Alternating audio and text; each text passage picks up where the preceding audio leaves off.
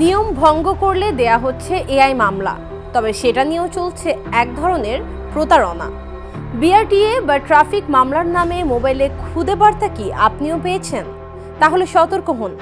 সম্প্রতি অনেকেই ট্রাফিক আইন ভঙ্গের অভিযোগে জরিমানা পরিশোধের নির্দেশনা দিয়ে ভুয়া এসএমএস পাচ্ছেন। বার্তাগুলোতে মামলা নম্বর, আইনের ধারা এবং অর্থ পরিশোধের জন্য সন্দেহজনক ওয়েবসাইটের লিঙ্কও দেয়া হচ্ছে। ঢাকা মহানগর পুলিশের ট্রাফিক বিভাগ জানিয়েছে, এসব বার্তা তাদের পক্ষ থেকে পাঠানো হচ্ছে না। 25 মে জারি করা এক সতর্ক বার্তায় ডিএমপি নাগরিকদের প্রতারণার ফাঁদে পা না দেওয়ার আহ্বান জানিয়েছে। জানা গেছে, ডিএমপি বর্তমানে এআই প্রযুক্তির মাধ্যমে ট্রাফিক আইন লঙ্ঘনের ঘটনা শনাক্ত করছে। তবে মামলা সংক্রান্ত তথ্য প্রাথমিকভাবে যাচাই বাছাই করে ডাকযোগে গাড়ির মালিকের ঠিকানায় পাঠানো হয়।